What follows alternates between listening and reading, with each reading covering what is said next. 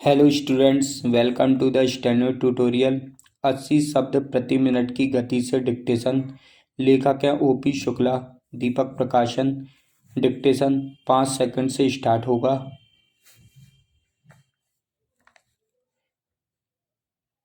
Yes, start.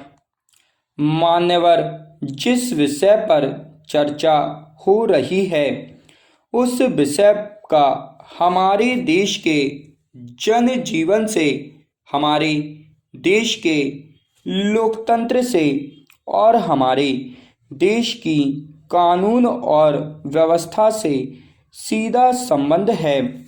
यही कारण है कि आज़ादी के बाद और आज़ादी के पहले इस विषय पर हमारे देश के जो राजनीतिज्ञ और शिक्षा शास्त्री हैं, जो इस विषय में रुचि रखते हैं, और मान्यवर जो हमारे देश के प्रशासक रहे हैं, उन सब ने समय समय पर हमारी जो शिक्षा पद्धति है उसमें आमूलचूल परिवर्तन की पहल की है। इस विषय के बारे में काफ़ी गंभीर चिंतन हुआ है। आज भी अगर हम इस स्थिति पर विचार करें कि हमारे देश में शिक्षा पद्धति का क्या प्रभाव है, तो हम देखते हैं कि चारों ओर हमारे जितने भी विश्वविद्यालय हैं वे बंद हैं। सब जगह झगड़े हो रहे हैं।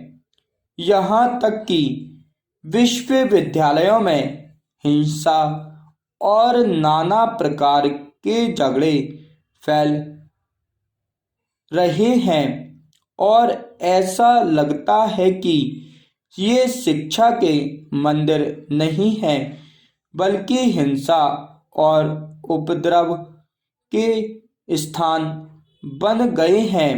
मैं नहीं मानता हूँ कि इसमें विद्यार्थियों की गलती है। यह हमारी शिक्षा पद्धति का दोष है। इस प्रकार की शिक्षा पद्धति में सुधार होना ही चाहिए। इस प्रकार की व्यवस्था हमारे देश के हित में नहीं हो सकती है और उसी का यही कारण है कि शिक्षा पद्धति में परिवर्तन के बारे में हमारे यहाँ गंभीर चिंतन हो रहा है। वर्तमान शिक्षा पद्धति अंग्रेजी राज्य की देन है। लॉर्ड मैकाले ने हमारे देश में जिस प्रणाली को लागू किया था उसी का थोड़ा बहुत रूस आज भी मौजूद है। 1968 में पिछले शासन ने शिक्षा की एक राष्ट्रीय नीति की घोषणा की थी और यह निश्चय किया था कि उसमें समय समय पर सुधार और परिवर्तन होता रहेगा। आज यह मांग बड़े जोरों से है कि हमारी एक निश्चित राष्ट्रीय नीति शिक्षा के संबंध में होनी चाहिए। राष्ट्रीय नीति की घोषणा होनी जरूरी है। मैं यह कहना चाहूँगा कि राष्ट्रीय नीति की घोषणा होने के पहले उसका सीधा संबंध जिन लोगों से है जिनका जिक्र मैंने ऊपर भी किया है, संसद और जो शिक्षा से संबंधित क्षेत्र हैं, उनके विचारों को सुनने के पश्चात ही इस सिद्धांत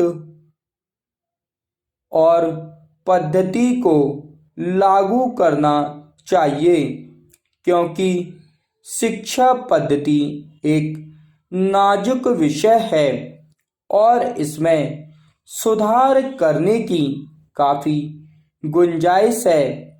सुधार के परिणाम अच्छे निकलने चाहिए, इसलिए बहुत सोच समझकर नीति निर्धारित की जानी चाहिए। स्टॉप।